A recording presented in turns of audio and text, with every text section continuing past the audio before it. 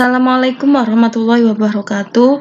Hari ini kita akan mempelajari KD 3.3, yaitu menerapkan komponen-komponen pneumatik yang digunakan untuk mengoperasikan suatu mesin.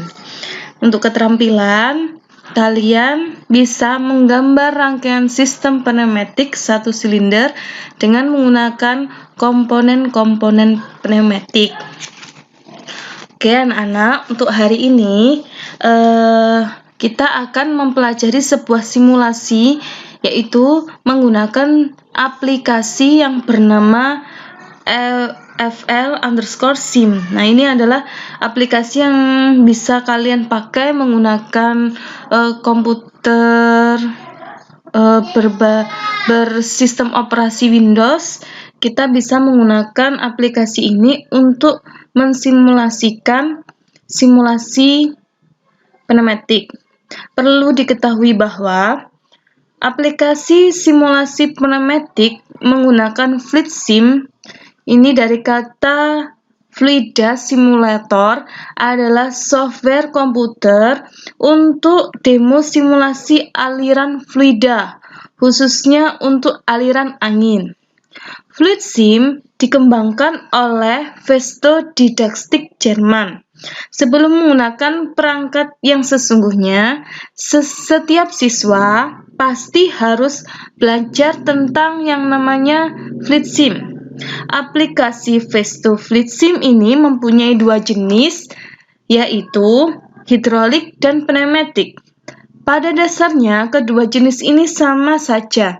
Yang membedakan hanya kalau Fluid Sim menggunakan, kalau yang pneumatik ya menggunakan aliran angin, sedangkan hidrolik itu menggunakan cairan atau oli ya. Di sini kita akan mempelajari yang namanya simbol-simbol pneumatik terlebih dahulu.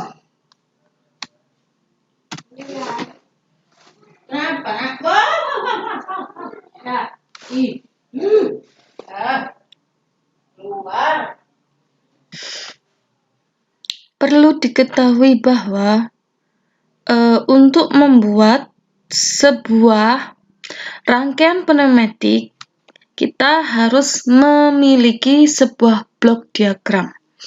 Yang kita lihat pada gambar layar, di sini ada catu daya, elemen masukan, elemen pemroses, elemen kontrol akhir, dan elemen kerja. Saya ulangi lagi, catu daya, elemen masukan, elemen proses, elemen kontrol akhir, dan elemen kerja. Catu daya itu ada sebuah simbol yang bernamakan kompresor. Ya, ini kompresor simbol sederhana, dan ini bisa dipakai untuk mensuplai udara bertekanan. Jadi ini juga termasuk simbol kompresor ya. Untuk elemen masukan ada sebuah input ya. Kata kita namakan input itu adalah masukan berupa sinyal masukan, bisa berupa sensor, bisa berupa katup ya, bisa katupnya tombol, bisa katup 3/2. Ini adalah sebuah simbol katup 3/2 tombol tekan. Dan untuk pemroses kita menggunakan sebuah katup kontrol arah. Kalau yang ada di sini simbol ini menggunakan katup N. Dan elemen kontrol akhir. Nah, elemen kontrol akhir ini mensuplai udara masuk ya, 1P, nanti ini ada simbol 1P, 4A, dan seterusnya. Ini ada istilah udara masuk dan istilah udara keluar. Nanti akan dijelaskan lebih lanjut. Ini adalah katup kontrol arah, katup 5/2. Dan untuk elemen kerja menggunakan silinder kerja ganda. yaitu sebuah aktuator. Aktuator itu adalah penggerak. Jadi menggunakan boleh silinder kerja tunggal atau boleh silinder kerja ganda atau yang lain. Yang ini namanya aktuator putar, simbol dari aktuator putar. Kalau yang ini gerakannya linier. Oke, ini untuk blok diagram. Jadi perlu diingat untuk sebuah sistem pneumatik membutuhkan catu daya, elemen masukan, elemen proses, elemen kontrol akhir, dan elemen kerja. Berikut adalah struktur rangkaian kontrol. Struktur rangkaian kontrol yang sama seperti blok diagram tadi. Di sini ada elemen catu daya, ya. Ini yang dinamakan air service unit. Di sini ada komponen simbol dari filter, terus ada manometer, ini kompresornya, dan ini ada sebuah tombol atau elemen input, ya, 1S1, 1S2 atau 1S3. Ini disebut elemen input. Sedangkan elemen proses yang ada di sini ini adalah simbol dari katup OR, ya, katup OR. Ini adalah elemen proses. Kita menggunakan katup OR kalau di rangkaian ini. Kalau yang di sini ini adalah elemen kontrol. Elemen kontrol itu pada simbol di sini adalah katup 5/2. Dari mana katup 3/2, dari mana katup 5/2, ada katup OR, katup N, ada silinder kerja ganda. Nanti kita akan membahas lebih lanjut tentang simbol-simbol pneumatik. Jadi pneumatik itu berfungsi untuk salah satunya pada fluid sim, ya, bisa digunakan sebagai simulasi untuk aliran fluida. Oke, kita akan melanjutkan penandaan dengan angka. Dengan penandaan angka, elemen atau komponen pneumatik dibagi ke dalam grup. Grup 0 berisi komponen catu daya, grup 1,2 dan seterusnya penandaan dari satu mata rantai kontrol grup. 0Z1, 0Z2 itu adalah unit catu daya atau sumber udara bertekanan, sedangkan 1A, 2A itu adalah komponen daya, 1V1, 1V2 itu adalah elemen kontrol, 1S1, 1S2 itu adalah elemen input. Yang kita bisa lihat pada rangkaian yang tadi, ya, yang tadi tetap ada yang namanya 0Z, 0S ini sumber, ya, sumber atau catu daya. 1S1, 1S2 menandakan input, ya. 1V1 ini ada 1V2 proses, ya. Terus dan 1A atau 2A itu termasuk komponen daya. Kalau misalkan 1A berarti cuma satu silinder, ya, satu silinder, ini namanya silinder. Nah, kalau ada 2A berarti kita menggunakan 2 silinder. Itu penomoran dari catu daya, input, proses, kontrol, dan daya. Oke, selanjutnya kita akan memahami yang namanya simbol-simbol pneumatik. Oke, sebelum kita masuk ke materi yang simbol-simbol pneumatik, materi tadi bisa kalian lihat di modul pneumatik semester 1, ya, kelas 11 pada halaman 95 untuk diagram alir, ya, diagram alir dan sampai ke bawah 95, 96 dan 97. Oke, untuk simbol-simbol kita bisa melihat, ya, kita mempelajari dulu sebuah simbol yang namanya silinder. Apa itu silinder? Nah, silinder salah satu silinder kerja tunggal mempunyai sil piston tunggal yang dipasang pada sisi suplai udara bertekanan. Untuk konstruksi kita bisa lihat gambar, ya, gambar 2 dimensi dari sebuah konstruksi silinder kerja tunggal, ya. Di sini ada rumah silinder ada lubang masuk udara bertekanan atau kita namakan port ya, port udara. Terus yang ketiga piston ya, pistonnya ini yang nomor 4 batang piston. Ini batang piston, piston itu ini, batang piston ini. Dan di sini ada pegas pengembali atau disebut dengan spring return. Itu namanya silinder kerja tunggal. Karena bekerjanya untuk arah gerakan mundur itu dikembalikan oleh pegas pengembali. Sedangkan untuk arah maju kita harus memberikan udara bertekanan pada port nomor 2. Oke, kita coba membuka fluid sim ya. Kita melihat sebuah silinder kerja tunggal. Ini namanya ada istilahnya kalau bahasa Inggris adalah single acting cylinder. Ini kalau kita pakai, kita geser bisa digunakan dan kita lihat klik kanan komponen description-nya. Klik kanan ya pada sebuah aktuator ya. Di sini ada aktuator itu namanya penggerak. Klik komponen pada single acting. Komponen description. Kita akan melihat gambar. Nah, ini adalah produk dari Didaktik Jerman ya. Sebuah silinder kerja tunggal. Ada bentuknya yang seperti ini. Ini namanya silinder kerja ganda. Yang ini adalah sebuah silinder kerja tunggal, yaitu bekerjanya jika udara diberikan masukan pada konstruksi yang tadi nomor 2, dimasukkan udara, dia batang piston ini akan bergerak maju.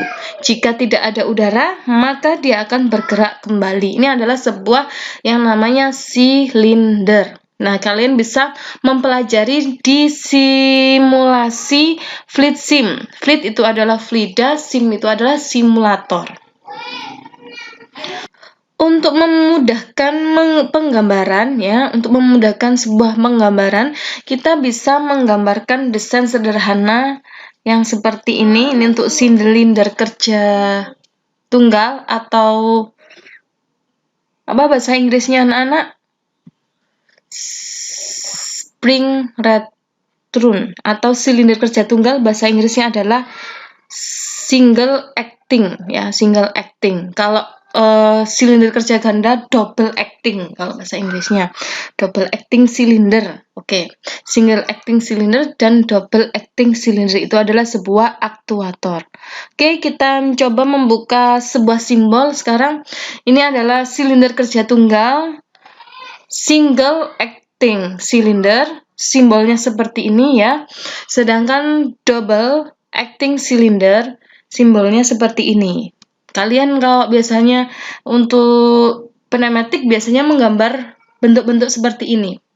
Jadi kita tidak hanya materi elektronika atau komponen elektronika saja yang ada simbol-simbolnya, tapi untuk materi pneumatik di dalam mapel sistem robotik ya, isinya ada sebuah sistem pneumatik, kalian tetap mempelajari sebuah simbol-simbol pneumatik.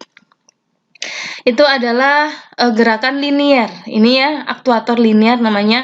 Yang ini adalah aktuator gerakan putar. Ya, aktuator gerakan putar berarti dia gerakannya bukan linier lagi, tapi berputar. Entah itu putarannya satu arah dan dua arah dan lain sebagainya. Kita lihat di sini ada sebuah simbol putaran satu arah ya, kapasitas tetap, terus ada kapasitas bervariasi, terus ada putaran dua arah kapasitas bervariasi, aktuator putar, lintasan terbatas atau putaran dua arah.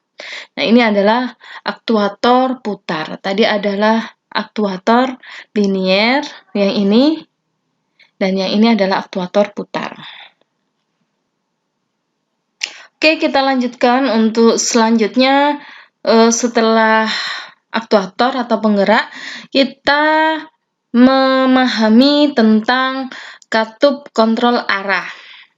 Ada namanya katup 3/2, ada katup 4/2, 5/2, ada check valve dan atau disebut dengan N, atau disebut dengan OR, dan lain-lain.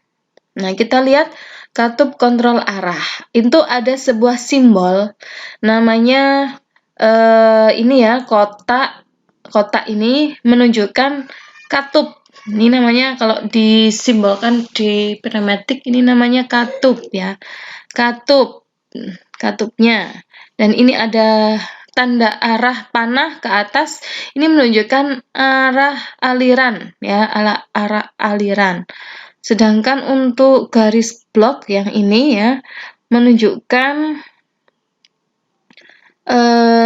aliran tertutup, terblokir.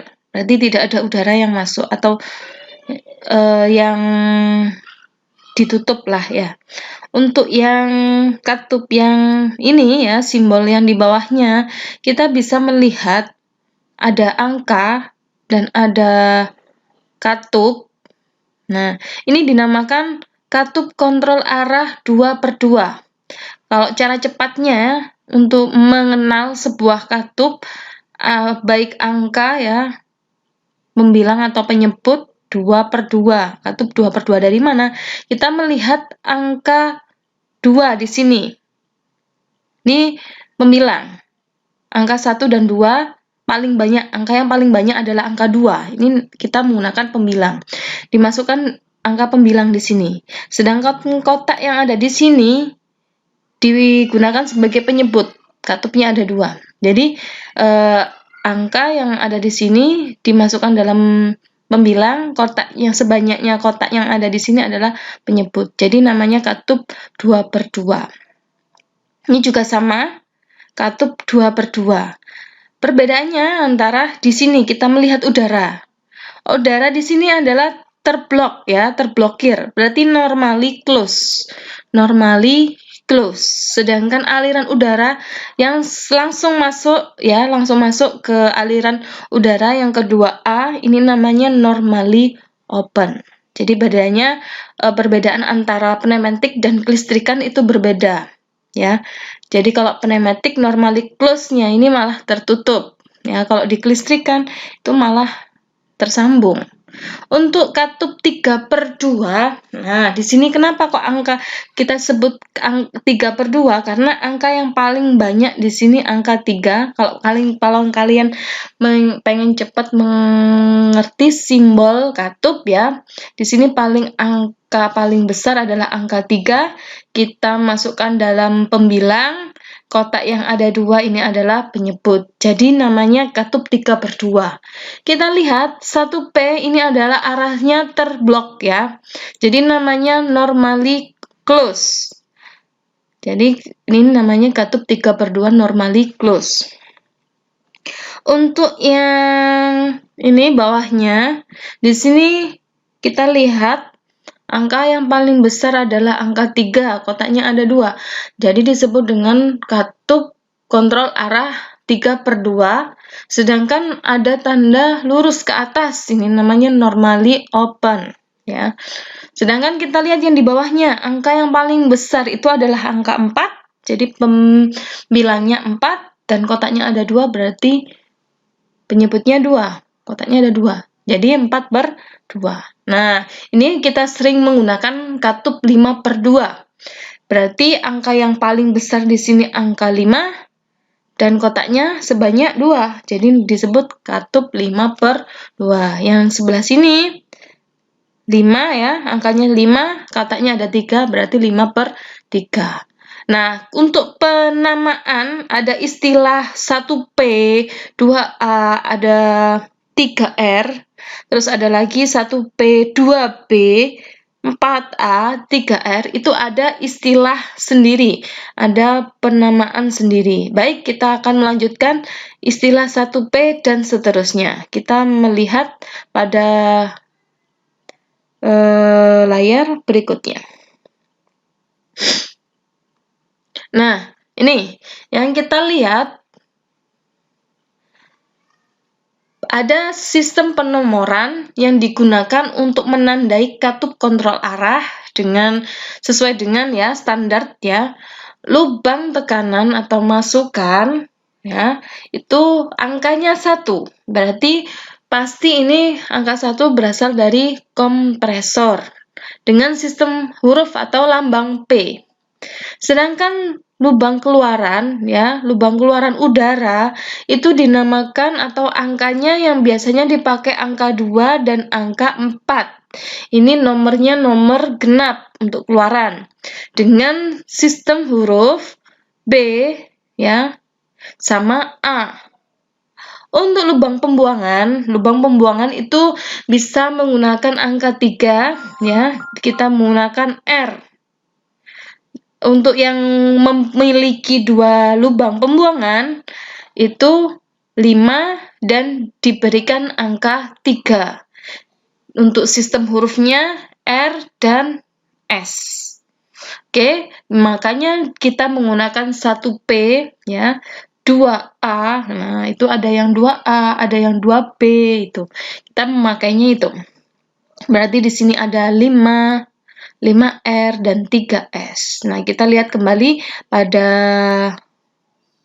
simbol. Kita perbesar. Nah, berarti 1P ini adalah lubang tekanan atau masukan, ya. Sedangkan ini angka 2 dan 4 itu adalah keluaran udara. Berarti nanti kalau kita masukkan udara di dalam KKA atau katup kontrol arah dalam katup 5/2, kita beri masukan udara di sini, dia akan ada yang keluar udaranya di angka 2 ini atau di angka 4. Jadi ini lubang keluaran, ya. Atau kita namakan port, ya, port 2, B, dan 4A. Jadi 2, 4 ini adalah keluaran udara. Sedangkan 5R dan 3S itu di simbol tetap ada, tapi kalau di dalam katupnya memang tidak ada lubangnya. Jadi kita tetap menggunakan 5R dan 3S itu di dalam katup ada pembuangan, tapi tidak terlihat. Tetap dinamakan 5 dan 3. 5R dan 3S. 5R dan 3S itu adalah lubang pembuangan. Jadi satu masukan yang angka genap, ya, itu adalah keluaran, yang angka ganjil kecuali nomor 1 itu adalah lubang pembuangan. Oke, kita lanjutkan yang namanya saluran pengaktifan. Ada istilah 1-2. Berarti ada aliran yang membuka, ya, dari arah 1 ke 2. Ini namanya 1-2. Kalau 1-4 berarti ada aliran yang membuka dari arah aliran 1 menuju 4. Dan kita biasanya menggunakan katup 5/2, itu ada 1-4 dan 1-2. Sedangkan katup 3/2 ada yang 1-2, tidak ada yang 1/4. Karena port yang paling besar untuk 3/2 adalah 3. Dan selanjutnya ini adalah sebuah aktuasi atau tombol pengaktifan, ya, pengaktifan, aktuasi ya. Pengaktifan ada istilah tombol, ya, tombol operasi tombol, ini simbol yang umum. Yang ini tombol tekan, ya, tombol tekan ini sama-sama tekan, tapi cuma yang ini yang biasanya digunakan umum, ya. Ini biasanya push button, ya.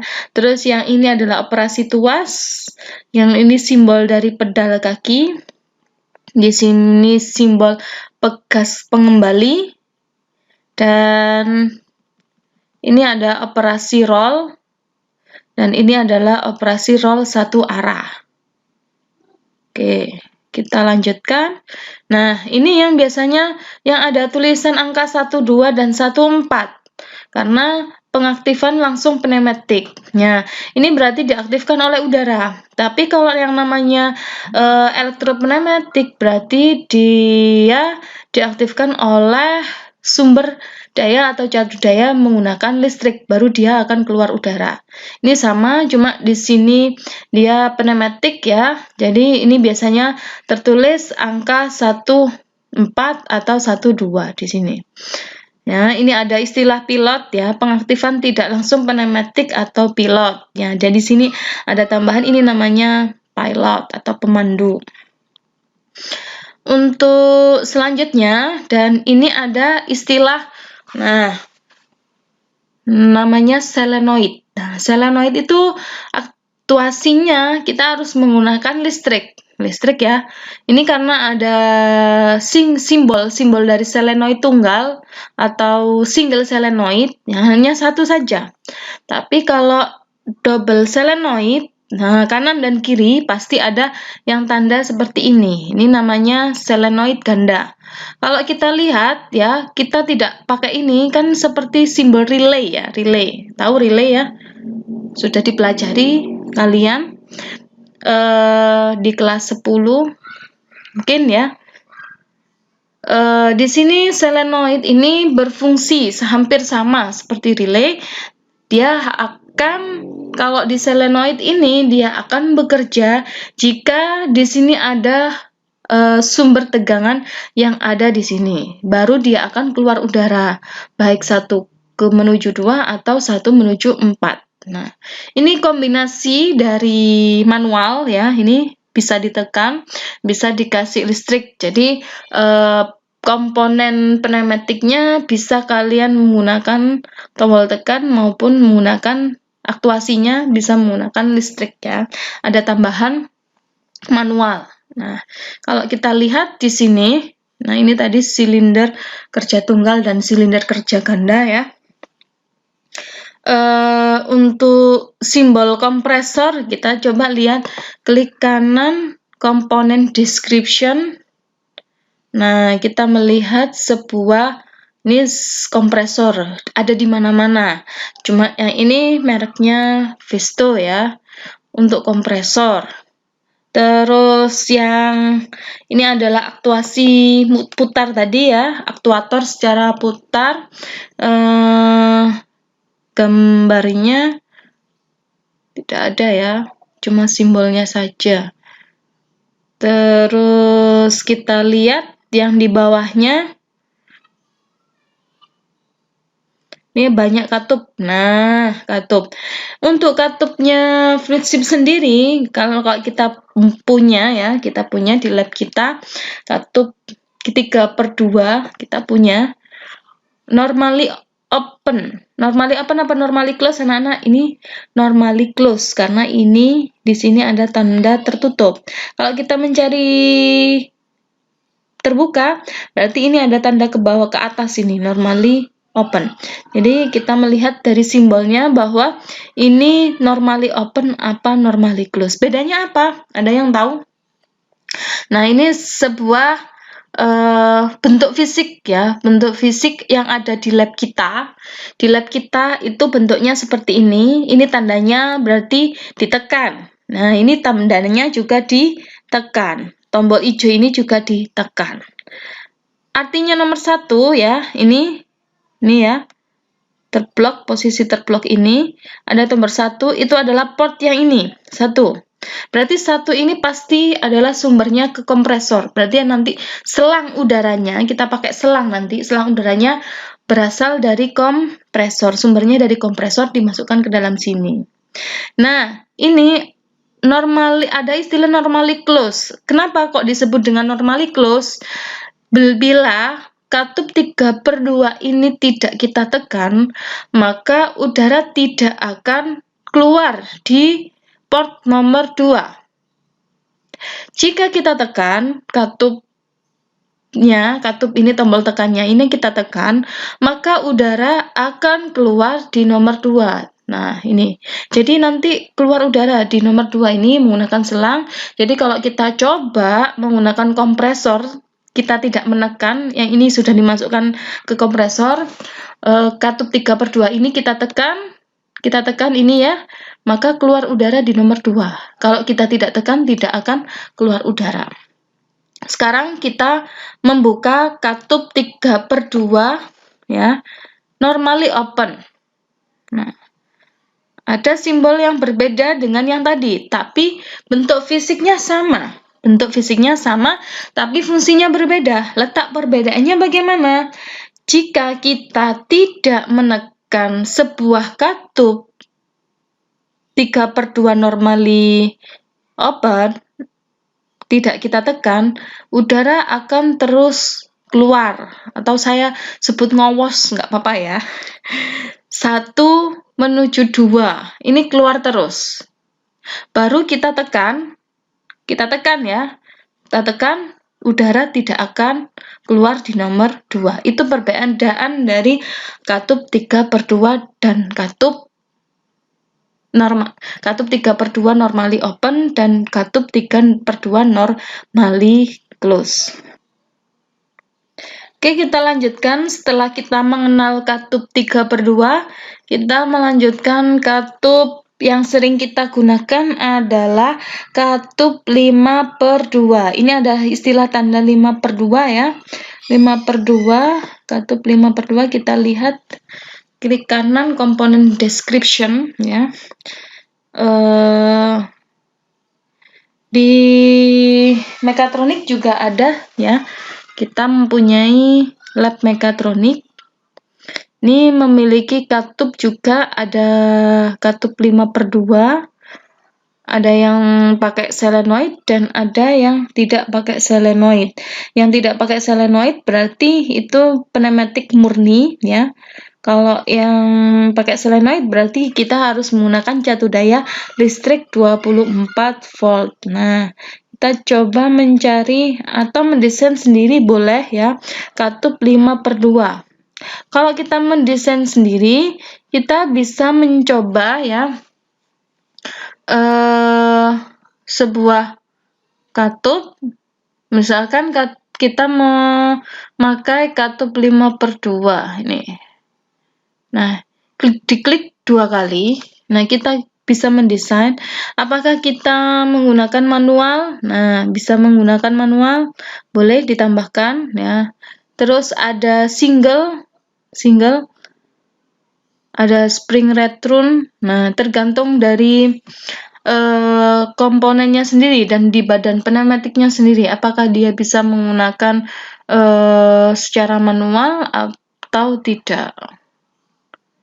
Oke.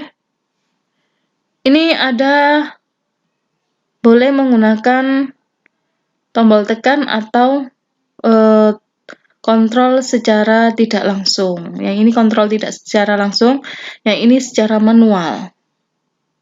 Nah, bisa didesain sendirilah ya. Nah, ini tetap satu ini ke kompresor ya. Ini bisa berupa masukkan katup 3/2 tombol tekan, ini juga katup 3/2 tombol tekan. Yang ini nanti bisa keluarannya ke silinder kerja ganda. Untuk penjelasan lebih lanjutnya kita akan melanjutkan di pertemuan selanjutnya ya, karena durasinya sudah sampai 30 menit kita bersama. Kita lanjutkan untuk pertemuan selanjutnya, yaitu merangkai rangkaian pneumatik di dalam KD 3.4. Oke, saya Nadira Nurjana, guru mekatronika dan elektronika industri. Sampai di sini dulu ya pertemuan kali ini. Billahi taufik wal hidayah. Wassalamualaikum warahmatullahi wabarakatuh.